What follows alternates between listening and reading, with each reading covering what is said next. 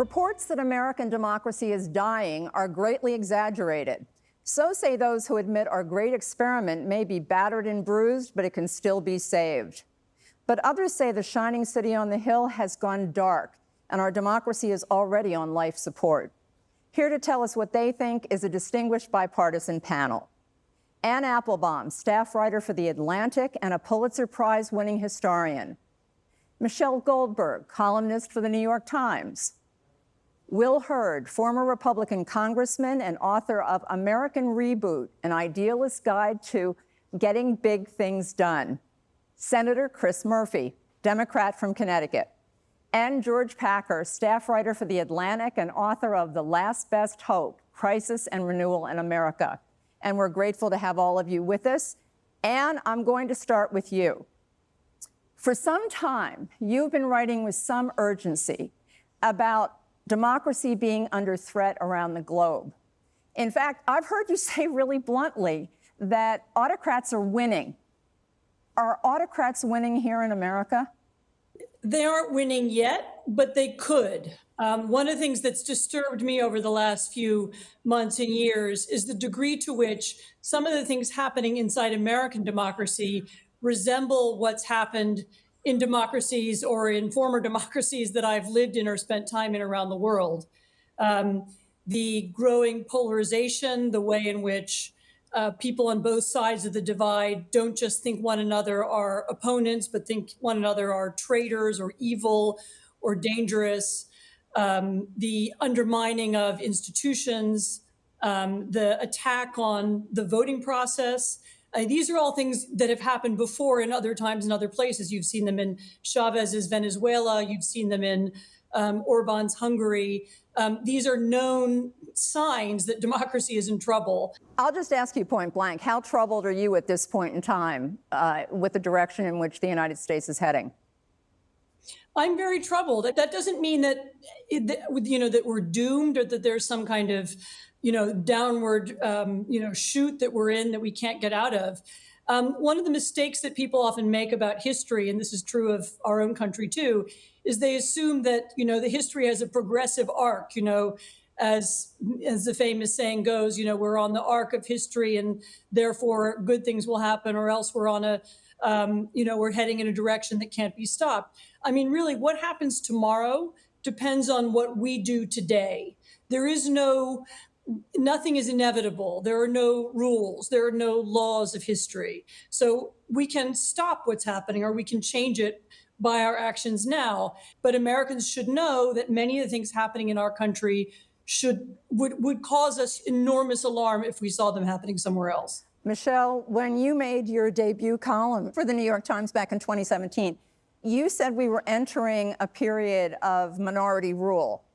And in reflecting on that and where we are now, how do you think that's impacted democracy here? I mean, to me, that's the other side of the crisis that Anne was talking about, right? Anne is talking about political dynamics that are happening all over the world. We're seeing this rise of authoritarian populism in many, many different contexts. The part of it that is unique to America is certain functions of our constitutional system that at this point, I think of them as like a boa constrictor, they're kind of strangling the life out of democracy, both, no offense, the Senate, which is completely, it's not just that it's completely dysfunctional, that it was already a counter-majoritarian institution that's now, because of the routine use of the filibuster, become radically counter-majoritarian. The Supreme Court, gerrymandering, which means that Republicans are likely to do quite well in the midterms, even if, a majority of these citizens in these states votes for Democrats, they're not going to take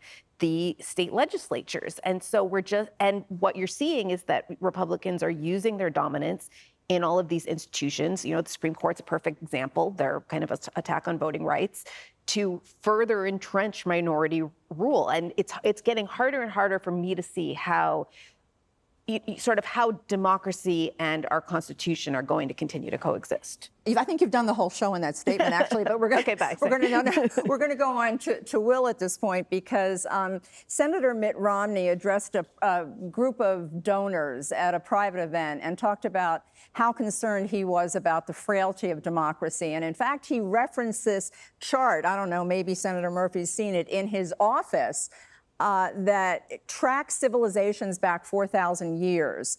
And the default setting at the end is autocracy.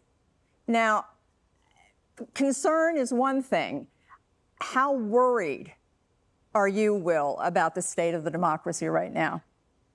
Worried, but hopeful that things could still get better, right? Like I'm thankful that we have great historians like Anne Applebaum that's talking about what's happening in other places around the world in order to give us context. But democracy has always been fragile. It always will be fragile.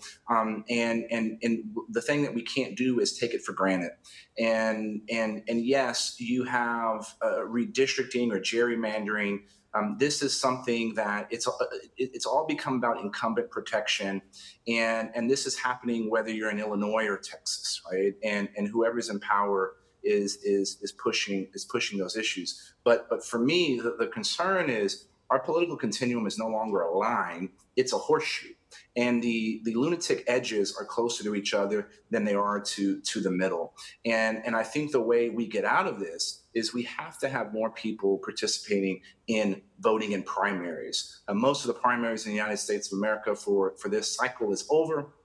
There's still some, but in 2024, if we want to have better options in November, that means whether you're Republican, Democrat, or independent, that you get engaged in the primary system, because that's where we have too few people voting. At this point, let me ask you, Chris, because you've described democracy as, I think, a fragile port within a raging storm, and battering winds, a lot of weather stuff going on here, battering winds could actually just knock out democracy. Are the winds getting stronger?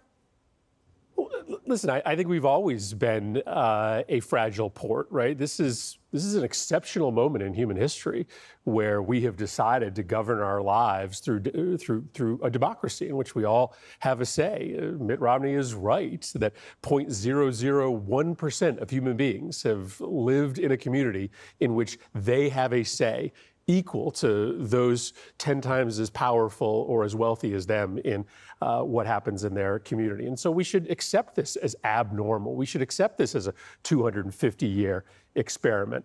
But listen, as we speak, President Biden is on his way to a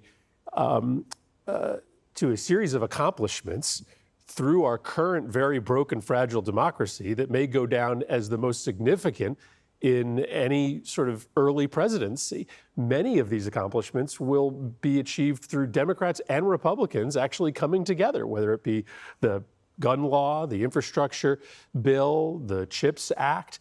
And so I agree with Will. I think this is a fragile moment. I agree with Anne that we are certainly sitting in a global context that we have to deal with. But I also can look at the level of achievement that's happening right now. I can look at the 7 different bipartisan bills that passed during the COVID epidemic to save millions of lives and small businesses all across the country and tell you that this experiment still can work. And there's plenty of evidence that it is not fundamentally broken beyond repair. George, you feel strongly that our animating spirit of equality has dissipated or disappeared, and that's a big part of what we're going through. We've never been equal. It's always been a word, an ideal, a desire. Tocqueville called it the indefatigable passion of Americans is to be as good as anyone else. That's what he was struck by when he came here in the 1830s and from aristocratic France and saw the first democratic society he'd ever seen in which everyone felt that they ought to be able to do anything or to enter any world. Of course, in the 1830s, there was slavery, women couldn't vote, et cetera. What I see, going back to Tocqueville, is that without a sense that equality is possible, self-government breaks down in this country. Without the shared citizenship that comes from a sense of being equal citizens. We have no other bond.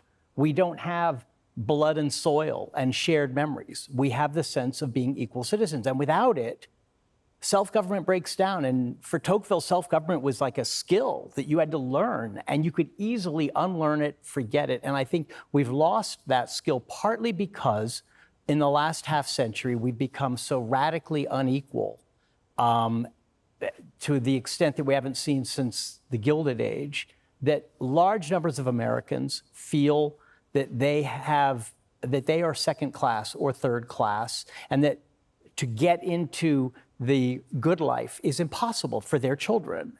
And that's been a trend we've seen with the deindustrialization of the economy, the rise of the knowledge economy, the rise of Wall Street as the power that controls the economy, and also with the rise of the unwhitening of America, with mass immigration, with Black rights, with the rights of minority groups that have been disenfranchised until now or until recently. So two things happening. One, greater and greater inequality, and the other, the first truly multiracial, multicultural democracy we've had. Those two things have created a sense of alienation among large numbers of Americans who decided that they were ready to throw in their lot with a demagogue. And that, to me, is the story of how we got Donald Trump.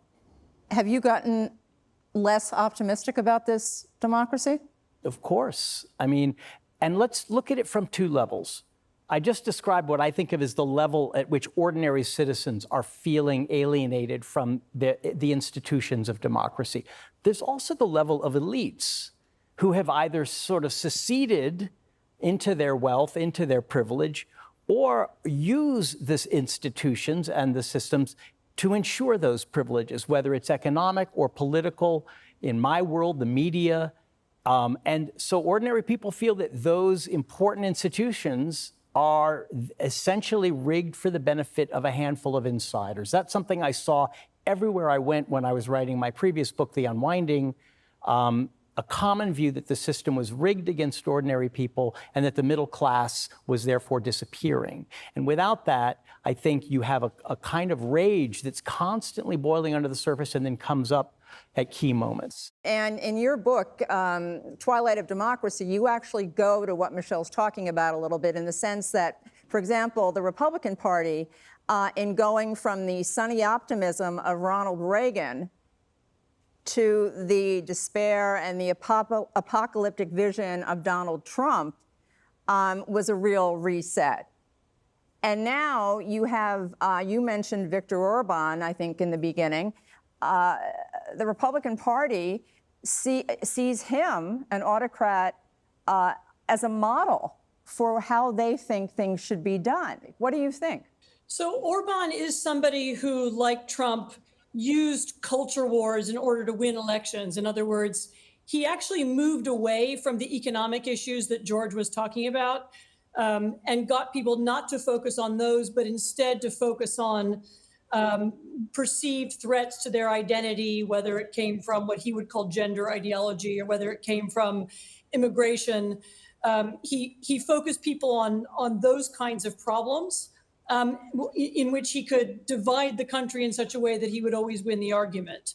And he actually crowded out other issues, issues of economic change and reform and equity and so on. And that's something that the Republican Party has also done very well by getting people to focus on culture issues that are designed and packaged in order to make them angry. And sometimes, as Senator Murphy was saying, some of the things that are happening are good. I mean, we passed a huge infrastructure bill, which was something that Trump talked about for 4 years and never managed to do. There will be improvements all over the country in all kinds of places. But I was speaking not that long ago to somebody who's responsible for implementing that bill. And he was saying how difficult it is to get not just media, but even ordinary people to focus on the reality of economic change around them, the reality of investment. Here's something that's being done for your good, because people are focused often in different directions. They're focused on cultural issues and online arguments that are designed to polarize them and make them angry. I think that's what the Republican Party saw that Orban was good at.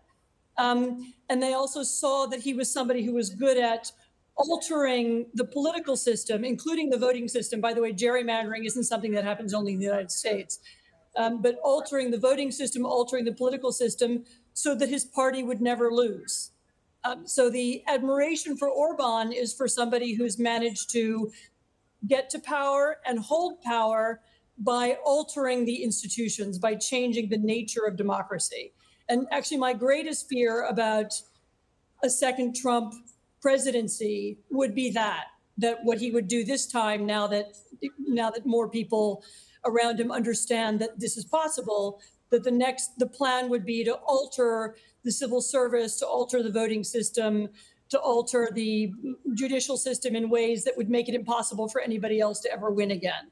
And that is a danger. As I said, it was accomplished in Hungary, it was accomplished in Turkey, it was accomplished in Venezuela. There are other people trying to accomplish it in other places. So it's not unique to the United States. Will, I'm going to quote somebody. I don't want to sound like we're beating up on the GOP here, but I have to ask you about something that Stephen Levitsky, who's a co-author of How Democracies Die, wrote, which was, he said that initially when they wrote the book back in 2017, Republicans were kind of headed in a direction, but now he sees them as an anti-democratic force. Now, do you think that that's harsh? What do you think it is when you hear that? Well, there are some elements of the Republican Party that is moving the party towards authoritarianism. But saying, I always get frustrated when people use the broader Republican Party. Who are we talking about? So yes, these things are problems. But to say that is reflective of the entire party, yes, it is scary that some of our senior leaders. And we always want to focus some of this on Trumpism. I think Trumpism is too narrow, and I'm glad we're having this conversation around authoritarianism, because that's the broader wing of the Republican Party that we have to be concerned with. And not only, I would boil this down to concentration of power in the hands of the few is always a bad thing. I think the far right wants to concentrate it in an individual. I think the far left wants to concentrate it in institutions. Neither one of those things work. And as Chris has pointed out, we have alluded to already, there have been times when this thing has worked. And so trying to dumb these things down to the entire party believes one way or not is problematic. All right, I just want to, everybody wants to talk at one time. Go ahead, if you would, George, quickly. I used to think that was true, but after January 6th, what I learned was the real problem was not the people who went to the Capitol to overthrow democracy. It wasn't Steve Bannon. It wasn't Roger Stone. The real problem was the Republicans who were too cowardly to stand up to them. Maybe they did it for a day, maybe for a week, but bit by bit, the entire leadership of the Republican Party at the national level and state by state collapsed in the face of the greatest threat to our democracy since the Civil War. So for me, that's a sign, whether it's malice, cowardice, some mix of the two, authoritarianism is at the heart of the Republican Party, either by omission or commission, and it will not be purged, I'm sorry to say, until the party experiences a series of defeats. The authoritarian Republican Party experiences electoral defeat not once but several times and begins to change because it realizes that the voting public won't accept it. Chris, I want to ask you, because people always ask me, when you see Chris Murphy, does he talk about the wall of silence, the GOP wall of silence, and whether that's just impermeable, whether that exists in the cloakroom, whether that exists in the gym, whether it exists in the dining room? It's hard to understand how people can watch what's going on in this country. I don't care what party you are, what ideology you are, and not have some reaction. I think there's a conversation happening out in the American public today whether democracy is still worth it any longer, right? Democracy is inefficient. Autocracies are more efficient today than they were 50 years ago, right? You look at certain authoritarian countries and they are growing right? They are pulling people out of poverty. In some cases, they are managing crises better than democracies are. And so this deal that we used to have, that in exchange for a more inefficient system, you get to participate in a government that is ultimately going to put you first.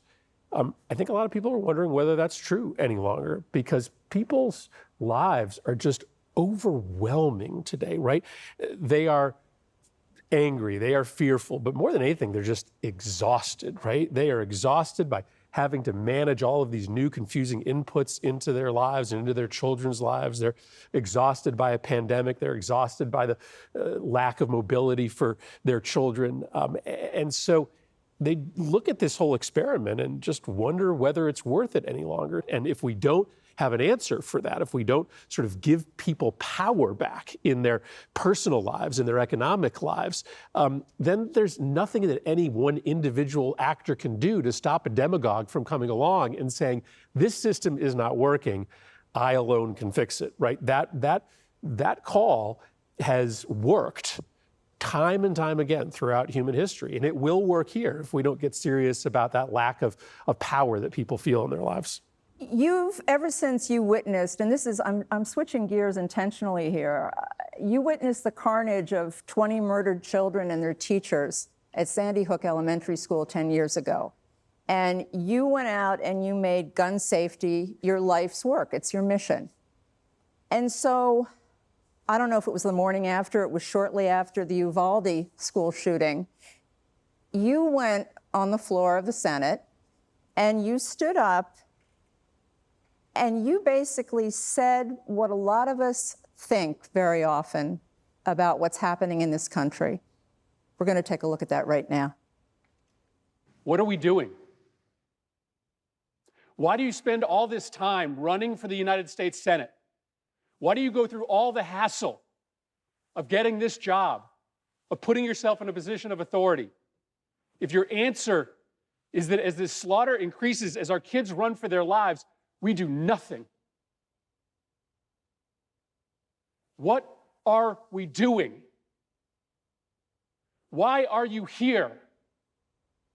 This only happens in this country and nowhere else. Nowhere else do little kids go to school thinking that they might be shot that day. Nowhere else do parents have to talk to their kids, as I have had to do, about why they got locked into a bathroom and told to be quiet for 5 minutes just in case a bad man entered that building. Nowhere else does that happen except here in the United States of America, and it is a choice. It is our choice to let it continue. What are we doing? So this was my theory, that on a question as existential, right, as the safety of your kids, you undermine faith in democracy if it can't rise to the occasion. This is what I was talking about in my previous answer to your question. There are these things happening in our world today that are overwhelming to American families. And one of them is the safety of their communities, right? It just is so shattering to think that you have to worry about your child's safety when you send them to school.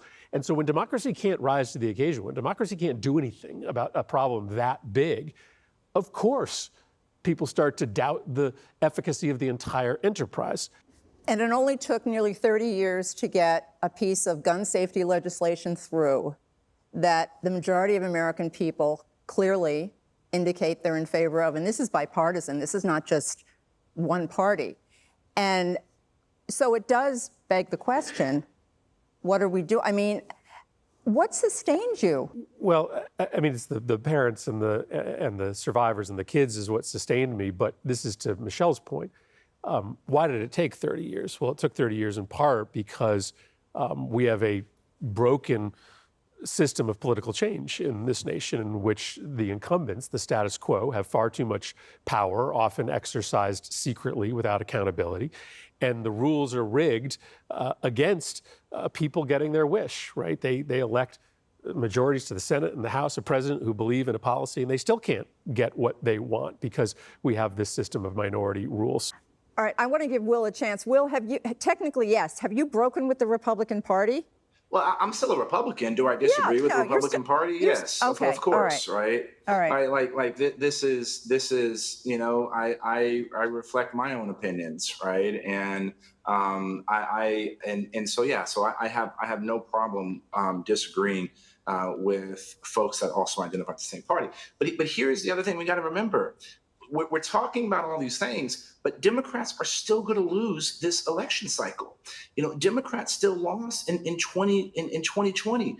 The number of people that if Donald Trump would have maintained the same level of parity that Republicans down ballot got in Pennsylvania, in Michigan, in a couple other places, he would have still been president of the United States. Those were people that voted ultimately for Joe Biden and then vote for other Republican down ballot because they don't like the direction where the Democratic Party was going.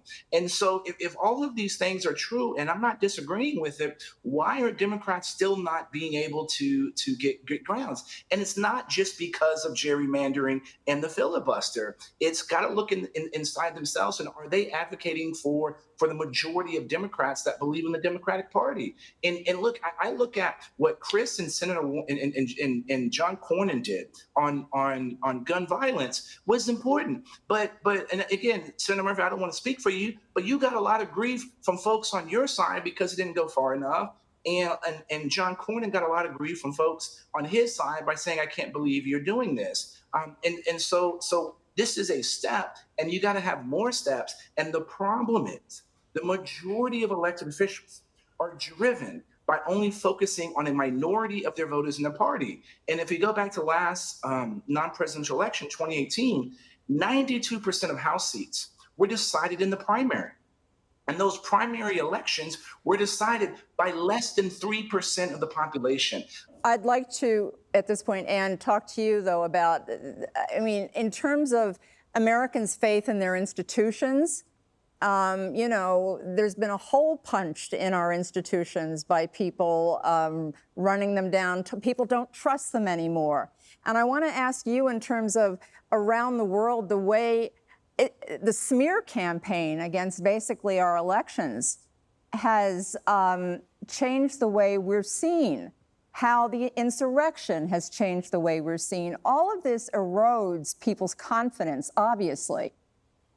Do you think that that's irrevocable? Do you think we can ever get our reputation in terms of being, I don't want to go as far as saying the shining city on the hill back, but I mean, in terms of the way the elections are being held in this country, what do you hear?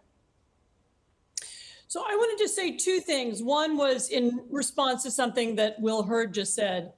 The attack on American institutions isn't only coming from the right. There's a part of the left, not necessarily in politics, but in academia and elsewhere, that also attacks the American idea, American institutions. And while I don't want to say that there's some kind of even balance between these two groups, they haven't helped inspire younger people. They haven't got people on board. There's a reason why younger people aren't voting, and there's a reason why people are disillusioned with some Democrats. And I think that's an important part of the story as well. As to the international story, I think there's in fact a deeper connection between American foreign policy and American democracy than we used to think. We used to assume that Americans, we acted on behalf of democracy around the world as a sort of charitable project. We're doing nice things for the Europeans by protecting them from the Soviet Union and so on. Increasingly, I think that there's a deep link between the health of our democracy and the way that we think about democracy internationally. I'm actually very cheered by the Biden administration's very forthright support for Ukraine and for Ukrainian democracy. I think that's had a big positive impact, both on the perceptions of the United States around the world, but also I think on Americans' perceptions of themselves.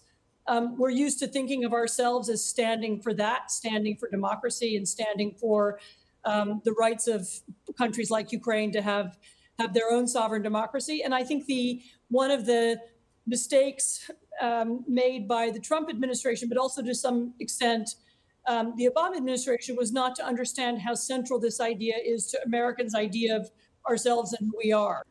George, is it a myth that there was a collective, a shared vision of the country? Never. There was never a shared, There was right? never. Politics is a competition of narratives, always. And so what we see today is an extension of what we've always had. But what we have today is a competition of narratives that see each other as existential threats, that cannot tolerate coexistence, cooperation, compromise, because to do so is to compromise with evil. And once you reach that point, then you have to hold on to power, or else your America, your way of life, whatever you want to call it, is going to be threatened. And that's why our political elites have, in some ways, broken all their norms. They've gotten rid of all the restraints. I wanted to ask Senator Murphy whether you've seen this over your years in the Senate, the willingness to do things that used to just not be done, the lack of self-restraint on the part of politicians who could do them but didn't do them because they knew it would destroy the ability to actually function as a democracy. And now it seems they will do anything to hold on to power. So there's the first moment of the Trump campaign, right, of the Trump presidency is him riding down the escalator, right, laughable, right? Everybody thought it was this wonderful joke, and yet it was so intentional because from the very beginning, he is choosing to do everything different than every political elite that you have ever seen before. And what's ironic is that when you look at those two Americas you're describing, right, the America yearning for justice, the sort of white patriarchal America, they both have this disdain for elites, right? They both share with them, they both share together a belief that whether it be the technology elites, the Wall Street elites, the political elites, the academic elites, the media elites, that they have all failed the country.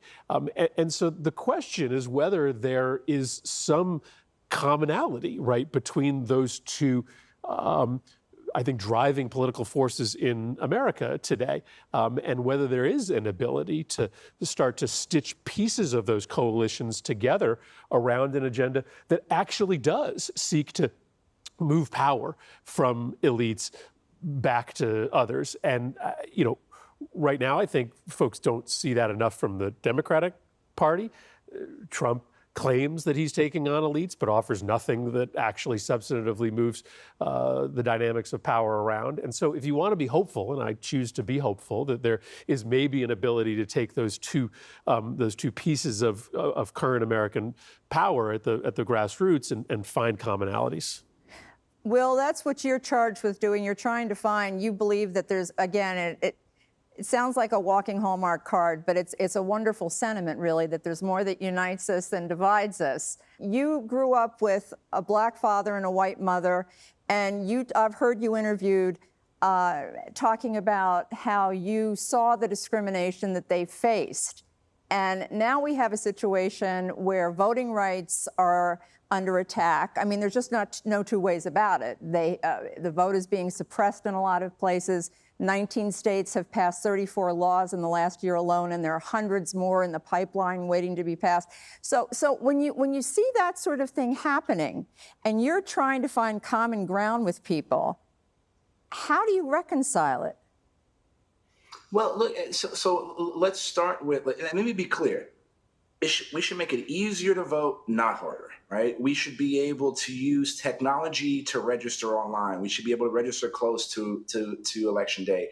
More states need to be like my home state and have 2 weeks of early voting from 8 to 8 and on the weekends, not just one day of voting. The problem in a place like Texas, in our last primary, in this primary in March, only 3 million people voted. 1.2 million Democrats, 1.8 million Republicans. That's out of 27 million people. That turnout is terrible. I actually believe it's because we're not providing something for the majority of those voters to come out and pull a lever for. And that's part of the problem. But yes, we should be making it easier to vote, not harder. But the broader question, and look, I've spent time in ruby red districts and deep blue districts. I say the same thing. And this is how I know this statement about way more unites us than divides us, because everybody agrees on all of those things that leads us to improving the quality of life for the people that we love, and being able to put food on our table and a roof over our head. Michelle, what Will's saying has merit, but then we look at what we're doing to ourselves and how we're shooting ourselves in the foot in this country. I will mention to you, because I know that you were a reproductive freedom and abortion rights activist at a very young age when you were 13. And you're rolling back rights in this country. You're taking away constitutional rights. You're eviscerating rights. And that has nothing to, I mean, in terms of our place in the world, that's another thing. But how does that speak to where we are in this country? I mean, I think it does impact our place in the world. You saw recently how many heads of state, condemned the Dobbs decision. I think that there's always a connection between illiberalism, authoritarianism, and the rollback of women's rights, right? People see the growing equality of the sexes as a sign of something destabilizing, something chaotic. And so, I think that there's always this sense among authoritarians that it's about reasserting traditional hierarchies, including traditional gender hierarchies. So part of the reason I think that people around the world are so alarmed by what's happening here with abortion rights is that they see it as,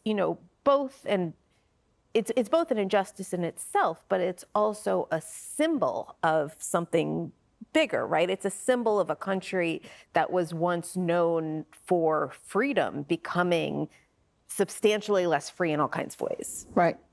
George? What we haven't talked about is the constitutional crisis that will be with us in 2 years, because in addition to voter suppression laws, we have a tremendous effort around the states to fill the offices that will oversee the next presidential election with people who are willing to deny the will of the voters. And we're seeing all kinds of ways. We may even see a Supreme Court ruling next term that says state legislatures are the only arbiters of who is the winner of a presidential election in that state, and will send their own electors, which of course is what Trump wanted to do after the 2020 election. So we're headed for a crisis that I think is the greatest likely instigator of violence. If we see state elections or a national election state by state overthrown by state legislators, by secretaries of state, by local precinct executives, and the voters feel rightly that their will has been denied. At the same time, there are a lot of fixes that are kind of structural, but I think what we haven't talked about today is education, which I think is the only essential long-term fix for our loss of the skill of self-government, as Tocqueville called it.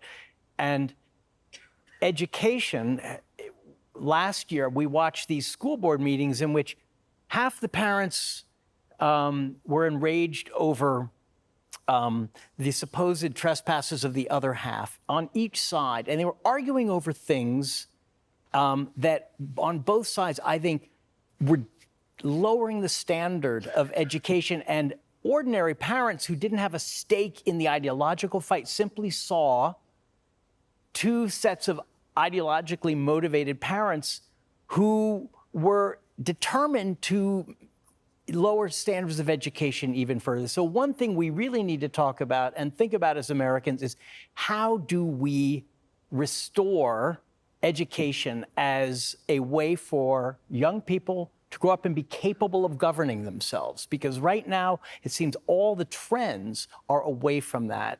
And I see both sides, the Democrats and the Republicans, using schools to act out various skirmishes in the culture wars that in the end, the real victims are the kids who suffered enough during COVID and shouldn't have to suffer because their parents and their elected officials have lost themselves in a fever dream of culture wars. The sequel to this show, Education, that's a tall Well, order. the problem is the catastrophe is near. The solution is long and slow because we waited so long to address the things that ail our democracy. And so I fear that we're out of sync in those two lines. Well, Chris Murphy will tell you that thanks to a bipartisan panel, at least one thing has been shored up, and that is the Electoral Count Act, which was manipulated during the insurrection in an attempt to overthrow the election. Explain what the new improved version, and this is important, is going to do. Yeah, there's some hope in that a group of Republicans and Democrats, probably enough to get this legislation passed through the Senate and the House later this year, has come up with a rewrite to the 1887 law that governs how a president is selected. And what it does is put up a bunch of new barriers to fraudulent electors being sent to the Electoral College, but it can't eliminate that threat. If individual actors, governors, federal judges, the Congress are all aligned between putting in office the loser of the 2024 election, there's no law that can stop that from happening. We just make that a lot less likely to happen. And just one quick comment that maybe covers a lot of what we're talking about here. I mean, it is important to remember that this country has just been a rolling series of constitutional crises, right? We have always had moments where we were having real difficult conversations about the nature of the balance of power between the court and the legislature, or back in 1887, how we select presidents. We have always been embroiled in controversies over how we treat new immigrants to this nation, how we redefine who we are. What's happening today with Latinos is not fundamentally different than what happened with prior waves of immigrants to this country. And so none of that is to excuse our failure to come to some common understanding of our constitutional order. None of that is to excuse the discrimination that is still visited upon far too many people in this country. But as we have this conversation about whether democracy is dying or not, it's important to remember that there have been lots of other moments in our relatively short history in which many of the same problems we're facing today have pretty clear mirrors. We talked to John Meacham about this subject because it feels like it's the worst it's ever been, the Civil War notwithstanding. And I think that what's different now is that this is personal now. If your political ideology becomes a reason for somebody to automatically make assumptions about you, I'm not saying everybody does it, but a lot of people do it. And there's real animosity and I'm hatred almost for people you don't even know based on what their political affiliation might be. Are you disagreeing? I think that what we're experiencing now is maybe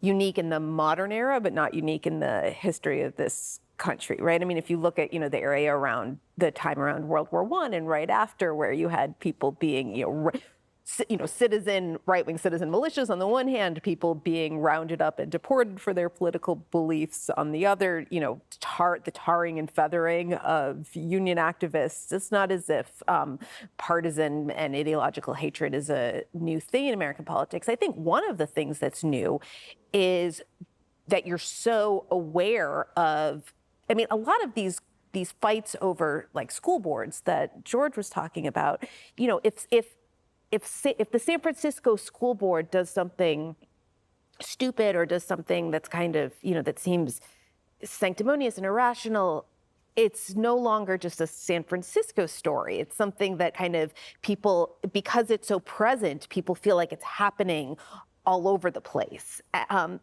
wrote a column once that we should actually all know a lot less about each other. There was this hope that by knowing more about each other, people would become more empathetic and open-minded, because that's sort of how it happens in real life. The more you travel, the more you see the three-dimensionality of things. But online, I think it's really the opposite. I think the problem is less that we're in silos, only speaking to each other. And more that and there's some social science research to back this up, that the more you're exposed to people online with different views, the more insane they seem to you, and the more you feel like you're living in, a kind of constant state of crisis and dissolution. Not dissolution, dissolution. Sorry. And out of the wealth of wonderful things that you've said, my absolute favorite thing is that democracy is not like tap water. It won't necessarily always be there. And you raise the whole issue, which I think, again, resonates with a lot of people. It's actually in some ways like climate crisis. People aren't sure it exists. They don't think it can happen. They don't think anything bad's going to happen. They don't think they can make a difference. And those things can really be said of how people look at our democracy. I mean, it's a big issue. So what do you tell people who say that, you know, I can't really have any kind of impact on this? I tell people to focus on their own local communities and what they can do with the people and the issues immediately around them. Whether it's your local community, whether it's your local, co-op, whether it's your local village or your town or your city, being more involved in those things will help you, have those institutions and bodies come to more rational solutions and have better conversations. I mean, a lot of this isn't even about which solution you come to. It's about a better conversation. It's about how people talk to each other. George spoke about Tocqueville a few minutes ago. One of the things that he observed about Americans was that they were good at democracy because they practiced democracy. And by that, he meant that they engaged in whatever it was, local church construction funds or local committees to help the poor, or local bridge building groups, or local sports clubs, that Americans were involved in all kinds of organizations and institutions at a very, very basic and low level. And through doing that, became better at negotiating and dealing with people they disagreed with at higher levels. And we really lost that lower level of involvement and engagement, partly because so much of it has shifted online and become something else, partly because people think they don't have time, and partly because, as you said, people had come to treat democracy like tap water, just this thing you go to the election once every 4 years and you vote and you don't really have to do anything else. And then there are some people who are experts, and those are the politicians, and they worry about these things for the rest of us.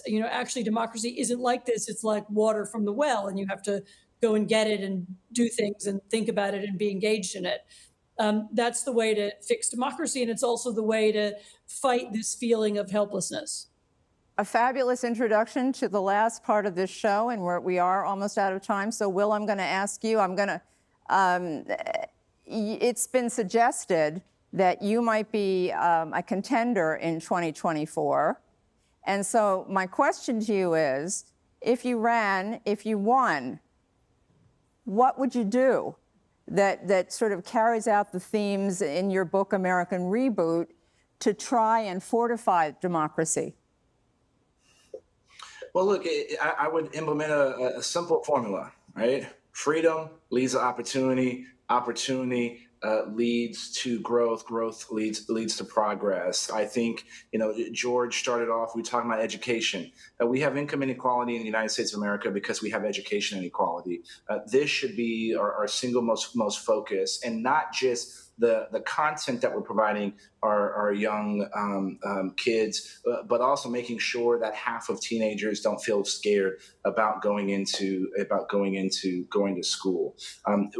We can get back to having a actual civilized competition of ideas to have the best issues come forward. And so part of this is talking to a group of people that haven't been talked to before, that the people that don't follow politics like it's a sport, the people that aren't on their Twitter feeds, 30 minutes every hour, the people that don't have the cable news on in the background wherever they are. It's getting back to solving real problems, and the way, and by solving problems, that's how you start bridging that trust gap that exists between the public and their institutions. George, you wrote very eloquently about the fact that the war in Ukraine and the bravery of the Ukrainian people actually was one of the brilliant, miraculous moments when the world, a lot of the world, not all of the world, but in this country, pulled together. Talk about that synergy. when you think of the moments when we might have come together and stayed somewhat together as Americans, the pandemic, global warming, on, and never, in fact, became more divided as a result of those crises. The one issue that seems to have held as a uniting force has been the war in Ukraine. And the percentages of Republicans and Democrats remain very high in support of arming Ukraine. It's gone down a bit on the Republican side with inflation and gas prices. But I ask myself, why is that? And I think it's because what Americans see in Ukraine is what we want for ourselves, which is freedom, courage, unity, a mobilized society in which people work together in a common cause. We don't want to have to be invaded by Russia in order to get to that. But there's almost a longing for something like the incredible effort and energy that we see from Ukrainians. But it's far away, and the colors are blue and yellow, not red, white, and blue. I see blue and yellow flags all around the Northeast, whether it's in liberal Brooklyn or in conservative rural Maine. It doesn't seem to matter too much about where. And it might even be, an area that voted for Trump or an area that voted for Biden. And I ask myself, how can we possibly hold on to that and bring it to ourselves? And I'm afraid we can't. We can't expect Ukraine to solve our problems. We have to do that for ourselves. What we see in Ukraine is an image of what we'd like to have here, but it shows there is some common longing, there's a common aspiration, but once we get to the details, we Still start working on fighting the again. details, the common ground. So, okay, one step you would take. Last word, what's the one step you would take? Let's go back to education. Will is right that that educational inequality leads to income inequality, but income inequality leads to educational inequality. We have a top 10% in this country that is the educated elite who are a kind of new aristocracy and who pass on the benefits and privileges to their children. In fact, that's their main task in life, is to make sure it stays within the family as a kind of family heirloom. We need to find ways, I wouldn't say to break that aristocracy, but simply to make education a force for democracy again. All right, Michelle, I know you had once on the anniversary of January 6th, you wrote about the potential for civil war. And you have young children, as we've established. How optimistic are you for their future? I like a lot of people, I feel intense, overwhelming fear and despair. My son, he's the older one, often asks me, what do you think the world is going to be like when I grow up? And I feel sick when he asks me that. I can't answer. I deflect it. I say, what do you want the world to be like? What do you think it'll be like? But I think, to what George said about kind of the kind of fortress family of the upper 10%, part of that is feeling like we're, because we're bequeathing our children something so defiled that we have to use our resources to protect them as best we can from the consequences of that. And I feel like that all the time. But I feel immense sadness and loss looking at the country that they're going to inherit versus the one that I did.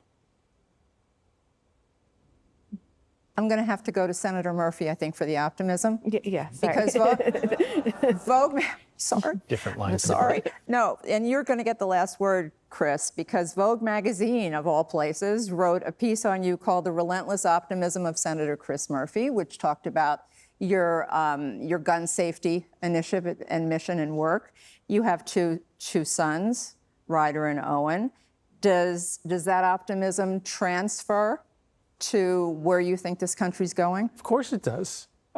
Listen, we just spent 10 years building a political movement to overcome the stickiest of American problems, right? The power of the gun lobby. Maybe no more powerful entrenched interest in American politics at times over the last quarter century than the gun lobby. And while we didn't get close to everything we needed, we were able to finally sort of flip that power dynamic. And so, yeah, I feel despair over the moment that we are in, but then I think to myself, I am part of the 0.001% of human beings who lives in a country in which I get to say something about the future of this community, of this nation. And democracy is not lost. It is not gone. It is still often working to our benefit, as I made the case at the beginning of this hour. On that note, it's time to wrap up our broadcast on a hopeful note with a silver lining moment. As we all struggle to come up with a prescriptive that will help fortify our democracy, Republican Congressman and January 6th committee member Adam Kinzinger shared his. Oaths matter. Character matters. Truth matters. If we do not renew our faith and commitment to these principles, this great experiment of ours, our shining beacon on a hill, will not endure. It's up to us to make sure that it does. I don't know what to say about this panel. You have knocked our socks off, and we're so grateful to all of you for joining us, and we thank you at home for joining us. Originally from the other Washington, Connecticut, now from Litchfield, Connecticut. Until we see you back here next time for Common Ground, I'm Jane Whitney. Take care.